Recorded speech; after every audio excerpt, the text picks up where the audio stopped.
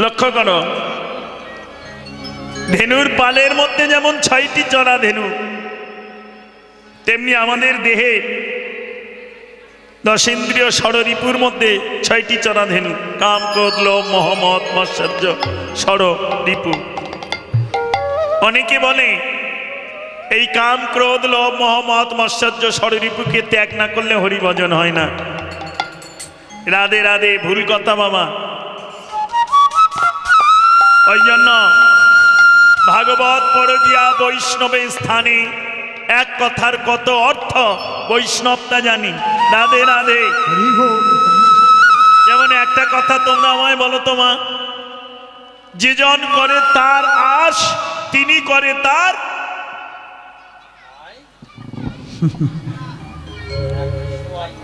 মায়েরা বলো কি করে? সর্বনাশ।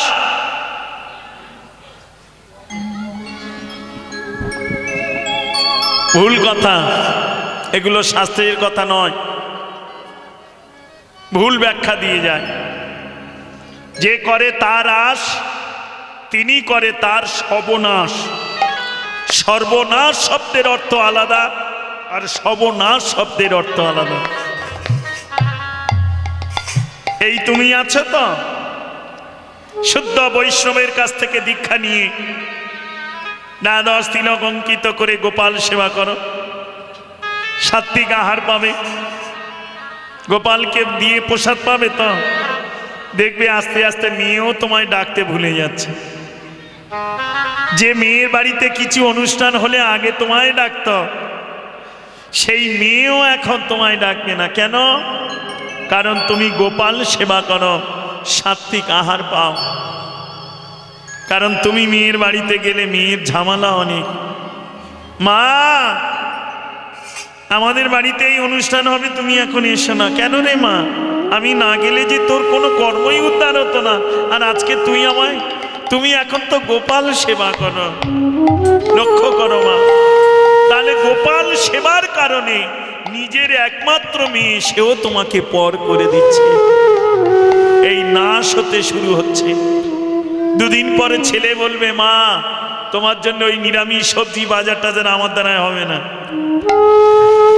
যা একসঙ্গে হয় খাবে খাও, না খাবে তুমি তোমার রাস্তা দেখো। মা বলল, বাবা আর কি হবে এই বয়সে, তোর বাবা তো আমার জন্য কিছু রেখে যায়নি, তবে গোপালকে তো আমি ত্যাগ করতে পারবো না। গুরুদেবের কৃপায় যখন পেয়েছি, তুই যখন আমায় না দেখতে পারিস, না পারবি, গোপাল আছে তো সে আমায় দেখবে। আর দেখি দাঁড়ে দাঁড়ে ভিক্ষা করে। ছেলে বলল, সবাই কি তোমায় ভিক্ষা দেবে? ওরে বাবা, সবাই হয়তো ভিক্ষা দেবে না জগতে, কিন্তু কৃষ্ণ ভক্তের দ্বারে গেলে তাকে যে ফিরে আসতে হবে না। সব দ্বারে ভিক্ষা মেলে না, কিন্তু কৃষ্ণ ভক্তের দ্বারে গেলে আর তার ফিরে আসতে হয় না। দেখবে অনেক মা আছে ভিক্ষা করেই গোবিন্দকে সেবা দিয়েই প্রসাদ পাচ্ছে। ওই জন্য মা কোনোদিন ভাববে না গোবিন্দ কারো সর্বনাশ করে। হরে কৃষ্ণ, হরি বল। যিনি করে তার আশ, তিনি করে তার সর্বনাশ। এক এক করে নাশ করতে শুরু করবে। সবাই তোমায় ছেড়ে চলে যাবে, পথের কাঙাল করে ফেলে রাখবে। তখনও যদি তুমি না ছাড়ো আস, তখনও যদি কেঁদে কেঁদে বলো, গোবিন্দ তুমি আছো আর আমি আছি, যতক্ষণ আমার দেহে প্রাণ আছে, যতক্ষণ শক্তি আছে, ততদিন আমি যেন তোমার সেবা করে যেতে পারি।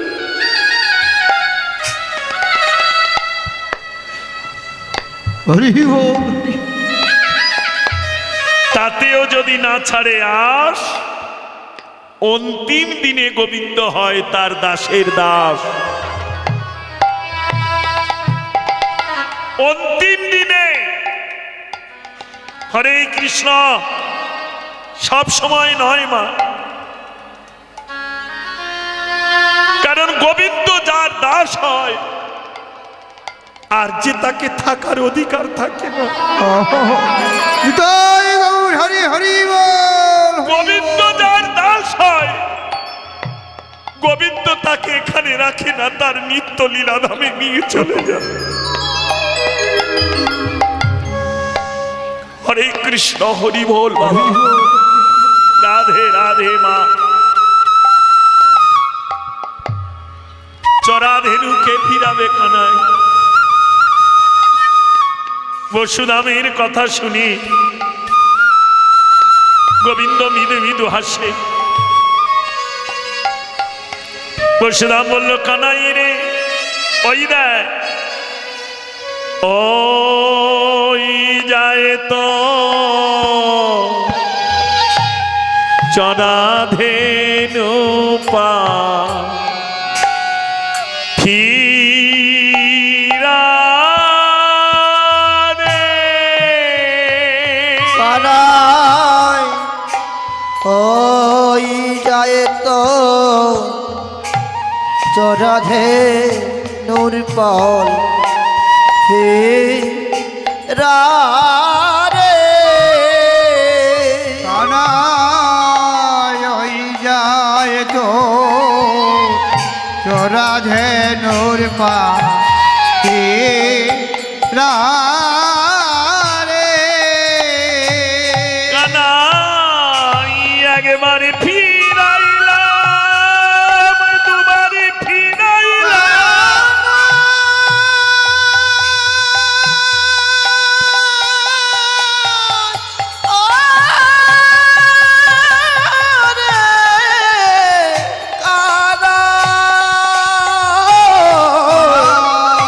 একবার ফিরালাম, দুবার ফিরালাম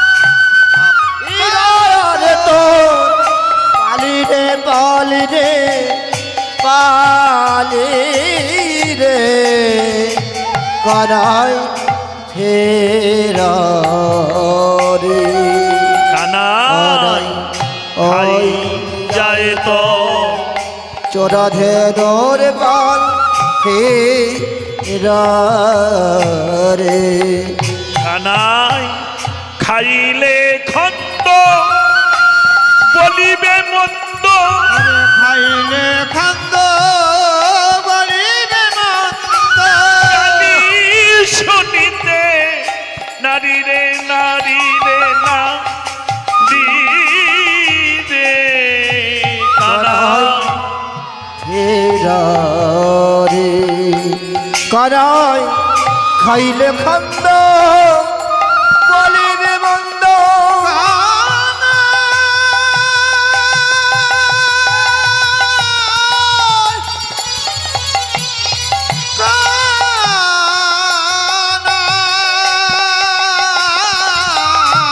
খাইলে খন্দ বলিবে মন্দ। কালি শুনিতে কেবা নারী রে নারী রে নারী রে। কানাই ফেরা রে। কানাই ওই জয় তোর চরাধেনুর পাল ফেরা রে। গোবিন্দ বললেন, তাই বসুধাম আমায় ফিরাতে হবে। দ্বাদশ রাখালের মধ্যে এক রাখালের নাম হলো বসুধাম, কৃষ্ণ অংশুমান। দ্বাদশ রাখালের মধ্যে বসুধাম নামে সখা যখন এই কথা বললেন ফিরা, তখন আর বিলম্ব করল না। গোবিন্দ বলল, তবে তাই হোক, আমায় যখন ফিরাতে হবে আর বিলম্ব না করে এবারে চাঁদ মুখে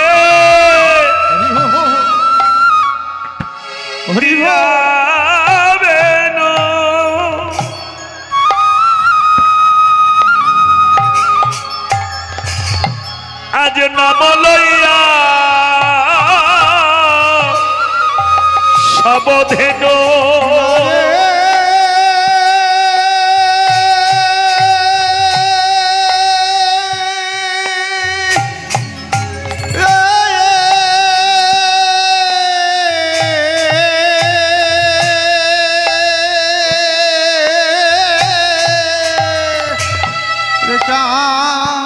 মুখে ফিরিয়াবে না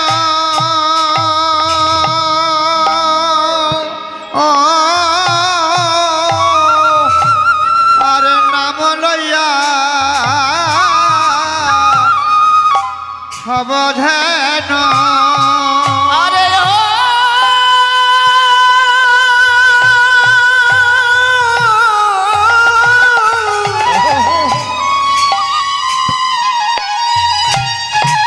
ও চাঁদ বুকে দিয়া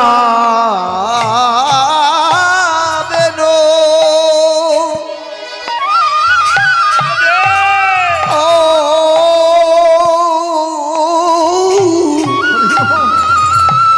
আজ নাম লইয়া আজ সবধেনু এবারে ডাকিতে না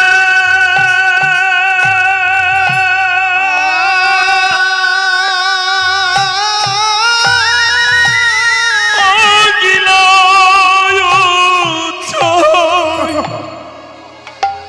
উচ্চ ঈশ্বরে রে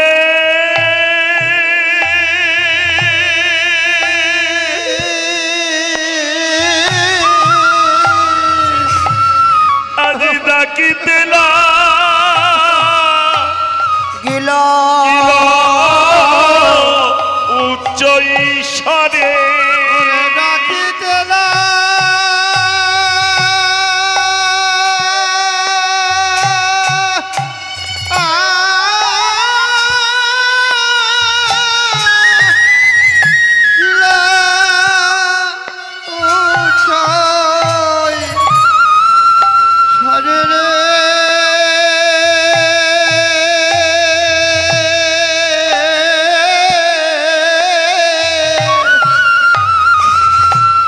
ডাকিতে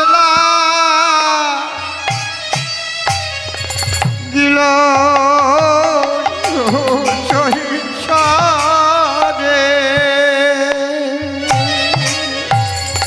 এবারে ডাকিতে লাগিলে আজ ডাকিতে লাগিলে ডাকিতে লাগিলে ডাকিতে লাগিলে বলে বদনে বেনু রব করে ডাকিতে লাগিলে বদন বেনু ধারণ করে ডাকিতে লাগিলে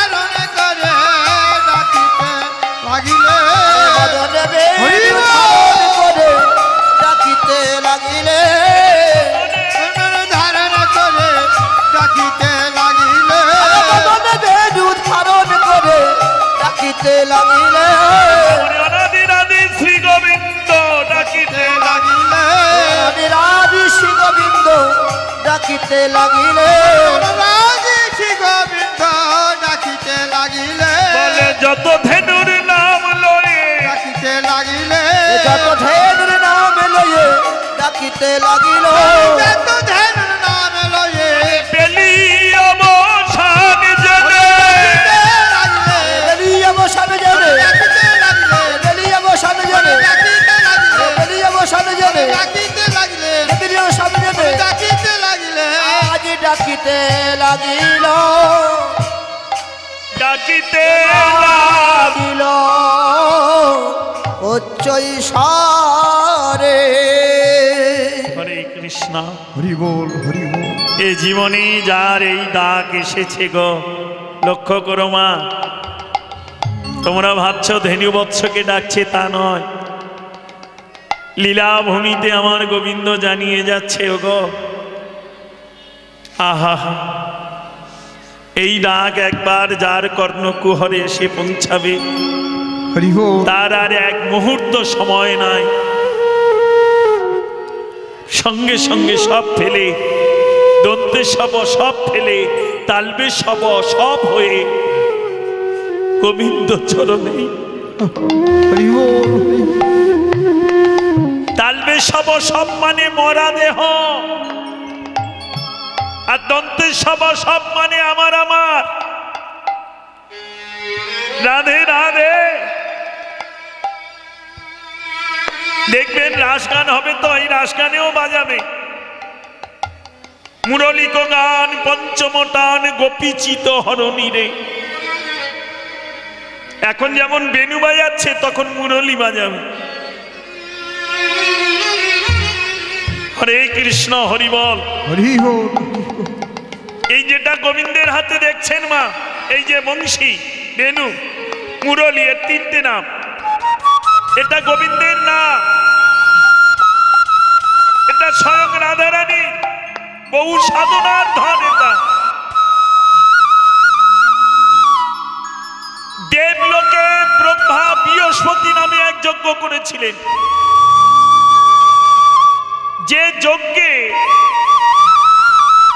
25 পাউ বাঁশের জন্ম হয়েছিল। 25 পাউ। পাউ কাকে বলে গো? এই গাঁট থেকে এই গাঁটের মধ্যখানেরটা হচ্ছে পাউ। 25 পাউ বাঁশের জন্ম হয়। এক এক করে সবাই নিতে থাকে। নবমে বিষ্ণু সারাং, বিষ্ণুর হাতে যে সারাং আছে সেটা 9 পাউ। নবমে বিষ্ণু সারাং। সপ্তমে হরধনু, যেটা শিবের ছিল হরধনু। পরশুরাম তপস্যা করে এই হরধনুকে নিয়ে আসে।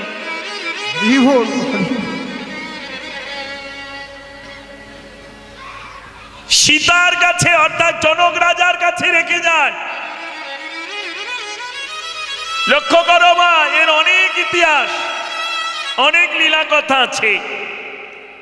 পরশুরাম চেয়েছিল সীতাকে বিবাহ করতে। রামচন্দ্রের সঙ্গে সীতার বিবাহ হতো না, পরশুরাম চেয়েছিল। কিন্তু সীতা তখন ঋতুস্রবা হয়নি, বালিকা ছিলেন। রাধে রাধে। আস্তে আস্তে মা, সামনে আস্তে, খুব আস্তে আস্তে আস্তে আস্তে। রাধে রাধে। এই ছোট্ট বালিকা থাকার কারণে পরশুরাম এই হরধনুকে জনক রাজার কাছে রেখে গেলেন।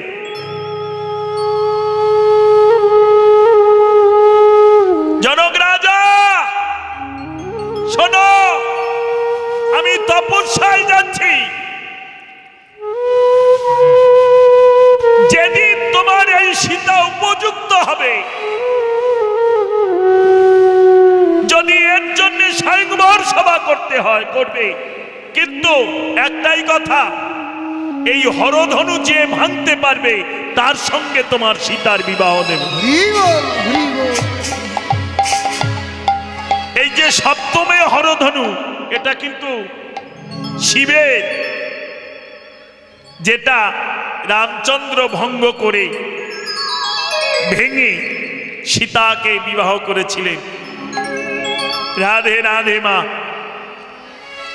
তাহলে সপ্তমে হরধনু, পঞ্চমে কোদণ্ড, পরশুরামের হাতে যে কুড়ুলের মাঠ কোদণ্ড। ত্রিপর্ব অর্জুন গান্ডীব হইল। অর্জুনের যে গান্ডীব, ত্রিপর্ব, 3 পর্ব। কত পর্ব হলো গো?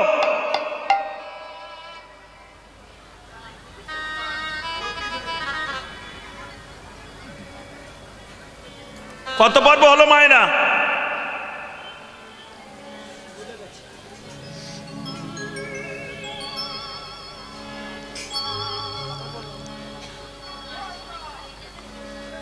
এক্ষুনি বললাম, এক্ষুনি ভুলে গেলি মা।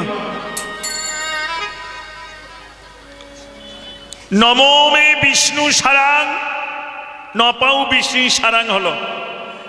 সপ্তমে হরধনু, কত হলো? 9 আর 7 কত? পঞ্চমে কোদণ্ড, 16 আর 5 ত্রিপর্ব অর্জুন গান্ডীব হইল। কত হলো?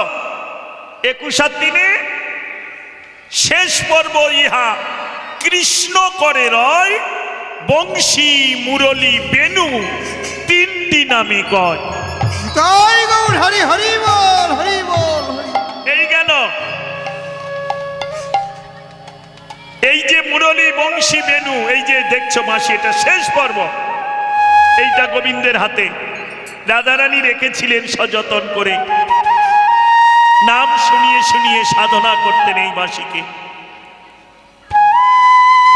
যখন ওই দ্বিজবর ঋষির তপস্যাতে সন্তুষ্ট হয়ে গোবিন্দ রাধারানীকে দান করেছিলেন, তখন এই বাঁশিটা গোবিন্দের কাছে রাধারানী দিলেন যে তোমার আমার মিলনে এই বাঁশি হবে একমাত্র। এই নাও বধূ, এই যে আমি বহু সাধনা করে রেখেছি, দিয়ে দিলেন। এইবার শোনো, ওই বাঁশের গোড়াটা কি হলো জানো? বাঁশের যে গাছের গোড়াটা, ওইটা হলো ব্রহ্মার কুমণ্ডলী। বাঁশ গাছের কঞ্চিগুলো এই তীর কাটি, এর অনেক আছে মা। এগুলো যারা তত্ত্বগাহক, কীর্তনের মধ্যে অনেক ভাগ আছে, কীর্তনের মধ্যে অনেক। রাধে রাধে বাবা। হরে কৃষ্ণ, হরি বল হরি বল। গোবিন্দ সেটাই যখন আজকে বাজিয়েছেন, ব্রহ্মলোক থেকে ব্রহ্মাও পর্যন্ত কাঁদছেন, শিবলোক থেকে শিব কাঁদছে। হে গোবিন্দ, দুর্ভাগ্য জনম আমাদের, এমন দেবলোকে জন্ম দিয়ে কর্মে রত করে রেখে গেলে। লক্ষ্য করো মা, সবাই ভগবান না, ভগবান না। আমরা সবাইকে ভগবান বলি। শিব কি ভগবান? শিব যদি ভগবান হবে, শিব কার আরাধনায় মেতে আছে? মূল একা শ্রীকৃষ্ণ, আর সব ভিত্ত। যারে জইছে নাচায়, সে তৈছে করে নিত্য। শিব হচ্ছে দেবতা, ভগবান না। ব্রহ্মা হচ্ছে দেবতা, সরস্বতী হচ্ছে দেবী, লক্ষ্মী হচ্ছে দেবী, এরা ভগবান না। কালী হচ্ছে দেবী, ভগবান হচ্ছে মূল একা হচ্ছে কৃষ্ণ। ওই জন্য কৃষ্ণ চরণে জল তুলসী দিলে ইহ জগতের সকল দেব দেবী তার প্রতি কৃপা দৃষ্টি দান করে। জয় গৌর হরি হরি বল হরি বল। রাধে রাধে, হরি বল। হরে কৃষ্ণ, হরি বল, জয় রাধে। তাই গোবিন্দ ডাক দিলেন, ডাকিতে লাগিল উচ্চ ঈশ্বর। এবারে শুনিয়া কানু ডবেনু,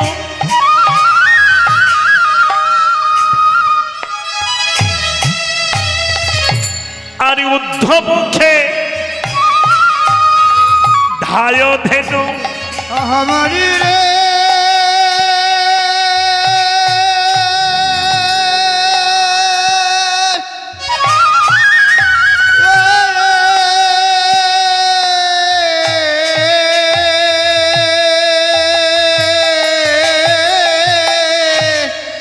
শনি কানু রবেন,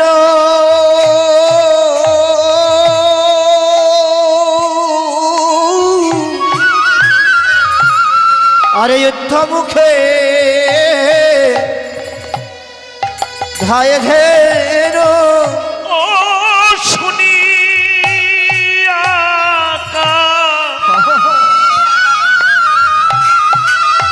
কানু রবেনু।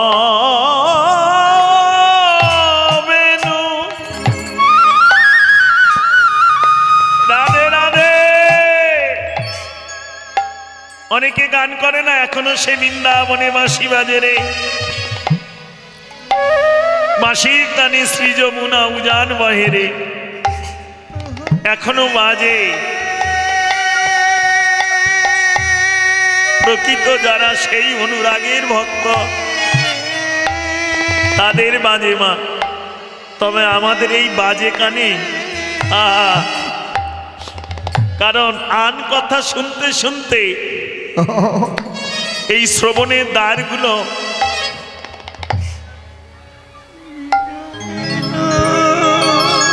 রাগ করো না মা। যে কথায় নাই কৃষ্ণ কথা, যে কথায় নাই গৌর কথা, সেসব কথা বাজে কথা। জাগতিক জগতের আন কথা শুনতে শুনতে বলতে বলতে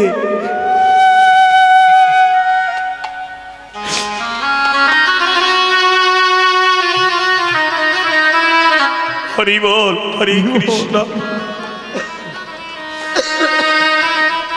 বাজে গো, এখনো বাজে মা।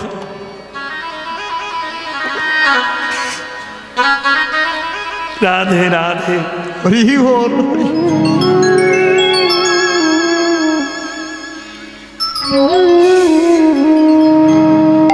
অন্য কিছু নয়, কোনো ভজনের প্রয়োজন নেই।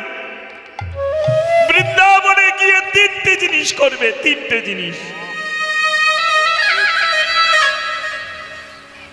কিছু করো না করো, বৃন্দাবনের পথের ধুলায় শয়ন করবে। ব্রজের ধুলায় শয়ন করলে তাতেও একদিন না একদিন বাঁশির ধ্বনি শুনতে পাবে। ব্রজের ধুলায় পড়ে থাকলে একদিন না একদিন গোবিন্দ তাকে বংশীর ধ্বনি শ্রবণ। এক নাম্বার ভজন। দ্বিতীয় ভজন হলো বৃন্দাবনে সর্বক্ষণ নামে মগ্ন থাকবে, দ্বিতীয় ভজন। আর তাও যদি না পারো, না ধুলায় পড়তে পারো, না নামে মগ্ন থাকতে পারো, তৃতীয় ভজন খুব সোজা। দিনন্ত্রে একবার কোনো ব্রজবাসীর দ্বারে, লক্ষ্য করো, যারা ব্রজে বাস করছে বলে সবাই ব্রজবাসী না, যারা বংশ পরম্পরায় ব্রজবাসী, বংশ পরম্পরায় যারা ব্রজের অধিকারী, সেই ব্রজবাসীর দ্বারে গিয়ে রাধা নাম গেয়ে যদি একটু মাধুকরী করতে পারো, ব্রজবাসী যদি তোমায় রুটি প্রসাদ দান করে আর যদি বলে দেয় আমার রাধা রানীর কৃপা হোক, দেখবে মা, বৃন্দাবনে যারা গেছে দেখেছে অগণিত সাধুগুরু মহন্তরা পড়ে আছে ভজন কুঠির করে। তারা কিন্তু অন্য কোনো দ্বারে যায় না, ওই ব্রজবাসীদের দ্বারে গিয়ে মাধুকরী করে।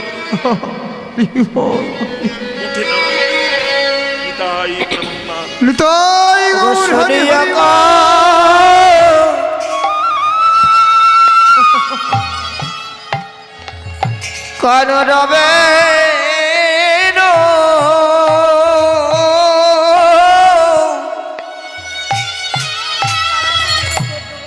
অরে যুদ্ধ মুখে ধাই ধেন। রাধে রাধে রাধে, হরে কৃষ্ণ, হরি বল। ব্রজবাসীর দ্বারে, যাত্রার দ্বারে নয় মা। আর একটা কথা বলে যাই, রাগ করো না মা। বাড়িতে যদি কোনোদিন হরিনাম করো, হরিনাম দাও, ভগবান সেবা যদি দাও, সবার দ্বারে মাধুকরী যেতে নেই গো। খুব নিগুড় কথা বলছি মা। বিষয়ীর অন্ন সেবনে বিষয় হয় মন, বিষয় হইলে মন না হয় কৃষ্ণেরও ভজন। দেখবেন প্রকৃত সাধুগুরু বৈষ্ণব যারা, তারা সবার দ্বারে ভিক্ষায় যায় না। শুদ্ধ কৃষ্ণ ভক্তের দ্বার বিনে তারা ভিক্ষা করেন। রাধে রাধে, মাধুকরী সবার দ্বারে যেতে নেই বাবা। তিন মুষ্টি মাধুকরী করো। তিন মুষ্টি মানে 3 মুঠো চাল, তন্ডুল ভিক্ষা করো, কিন্তু 3 মুষ্টি যেন কৃষ্ণ ভক্তের ভজনিয়ার ঘর থেকে আসা চাই। সবার দ্বারে মাধুকরী যেতে নেই মা। বিষয়ের অন্ন সেবনে বিষয় হয় মন। সনাতন গোস্বামী একদিন কামের আবির্ভাব হয়েছে, হৃদয়ে কাম জেগেছে। তা সনাতন রূপ আগে গিয়েছে, তো রূপ গোস্বামীর কাছে গিয়ে বলছে, কেন হলো আমার স্বপ্নে, কেন কামের আবির্ভাব হলো? তখন উনি বিচার করে বলল, যে অন্ন তুমি সেবা করেছ, আর কি অন্ন আছে? বলল, হ্যাঁ, যেটুকু আছে সেটুকু ওই বাঁধা আছে গাছের ডালে। বলল, ভালো করে গিয়ে দেখো ওই অন্ন থেকে কিছু বেরোচ্ছে কিনা। ভালো করে গিয়ে দেখলো রুটি বাঁধা আছে, সেই রুটির ভিতর থেকে রক্ত পড়ছে। লক্ষ্য করো মা। সঙ্গে সঙ্গে রূপের কাছে ছুটে এলো সনাতন গোস্বামী। বয়সে সনাতন বড়, কিন্তু ভজনে রূপ বড়। রূপের কাছে যেই ছুটে এলো, রূপ তখনই বলল, দাদা, যে দ্বারে থেকে তুমি মাধুকরী করেছিলে, যে মা তোমাকে মাধুকরী দিয়েছিল, সেই মায়ের দেহ শুদ্ধ ছিল না। অশুদ্ধ দেহ মাধুকরী দেওয়ার কারণে তোমার দেহে কামের উদ্ভব হয়েছিল। লক্ষ্য করো মা। হরি বল, হরি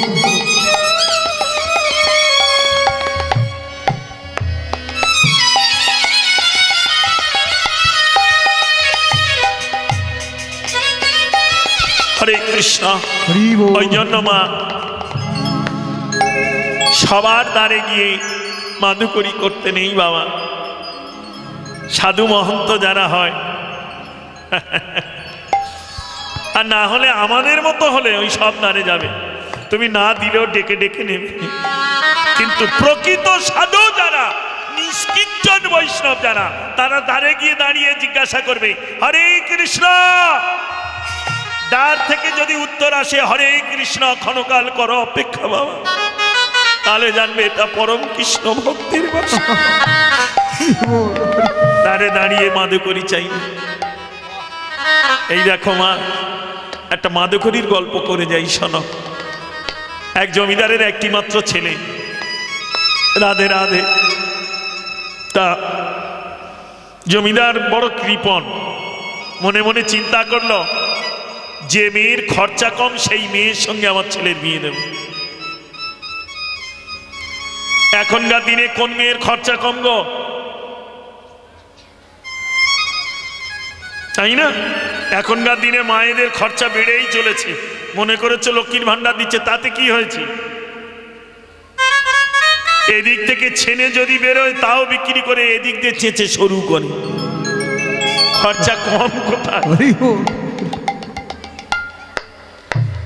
তাই না? এই দেখো, দেখলে? রাগ করলে না মা? এতক্ষণ কীর্তন করেছি, একটা বাজে কথা বলিনি। যেই বাজে কথা বললাম সবাই আনন্দে হাসলেন। এই তো কলির বাসা মা, রাগ করো না। হরে কৃষ্ণ। হরি বল। কারণ এই যে রসিকতা করলাম, এই কথা বলার জন্যে আমাকেই বাবারা ভিক্ষা করে করে অর্থ দেয়নি, আর আমি ওই বাসনা নিয়ে ছুটে আসিনি মা। হরে কৃষ্ণ, হরি বল। যে কথায় নাই কৃষ্ণ কথা, সেসব বাজে কথা গো। জমিদার ভাবলো যে মেয়ের খরচা কম, ইও জগতে প্রকৃত সেই মায়ের খরচা কম, যে মা গোবিন্দ বিনে আন কিছু জানে না। দেখবে সেই মায়ের দেহ স্মৃতি থাকে না, ভালো করে তেলও মাখে না, ভালো করে কেশ আঁচড়াতে জানে না। কারণ গোবিন্দকে সাজাতে সেবা দিতেই মায়ের।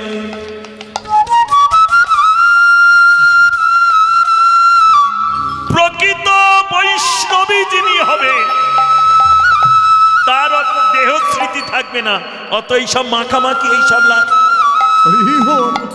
তাই না? রাধে রাধে। এক বৈষ্ণবীর ঘরের কন্যার সঙ্গে ওই জমিদার তার ছেলেকে বিয়ে দিয়েছে।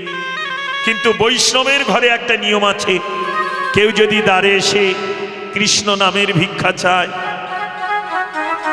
সেই বৈষ্ণব কোনোদিন তাকে ফিরিয়ে দেয় না। এখন এ তো বৈষ্ণবী ঘরের মেয়ে, বৈষ্ণব ঘরের মেয়ে। সকালবেলা আশ্রম থেকে একজন মাধুকরী এসেছেন। দিনটা কি? একাদশীর উপবাস করে দ্বাদশীর প্রভাতে এসেছেন। হরে কৃষ্ণ ভিক্ষাং দেহি। বৈষ্ণবী মা যে কন্যাটি গৃহকর্ম মার্জনা করছিলেন, ঝাড়ু দেওয়া মোছামুছি যা কিছু মা করতে করতেই বৈষ্ণবের বাক্য শুনে নয়নের জলে ভাসছে। ছুটে গিয়ে সিক্ত বসনে অর্থাৎ স্নান করে পুষ্প পাত্রে সমস্ত কিছু সাজিয়েছে। আমরা মাধুকরী কেউ এলে কি দিই? হয় একটা টাকা, নালে একবারই চাল, একটা আলু, 16 আনা দিয়ে দান করে। না, মাধুকরী দিতে গেলে যাতে একটা বেলা তার চলে তেমন করে দিতে হয়, অন্য দ্বারে যাতে না তার যেতে হয়। লবণ, লঙ্কা, তেল যা লাগবে, একটা সবজি হলেও সমস্ত পুষ্প পাত্রে সাজিয়ে মাথায় করে নিয়ে দ্বার দেশে আসবে। এমন সময় জমিদার উপর থেকে অর্থাৎ অট্টালিকা উপর থেকে বলল, বৌমা, বৌমা ফিরে এসো, ভিক্ষা দেবে না। আর ওদিকে বৈষ্ণব কাঁদছে, মা তুমি না দিলে যে আজ দ্বাদশী আমার গোবিন্দ সেবা হবে না। দ্বাদশীতে রন্ধন করে গোবিন্দকে ভোগ নিবেদন করে তবেই আমরা একাদশী ত্যাগ করবো মা আমাদের। এদিকে বৈষ্ণব ডাকছে ভিক্ষাং দেহি, আর ওদিকে জমিদার বলছে বৌমা ভিক্ষা দেবে না। লক্ষ্য করো নারী জাতি কোন দিকে যাবে? উপরে জমিদার আর এদিকে শ্বশুর। অবশেষে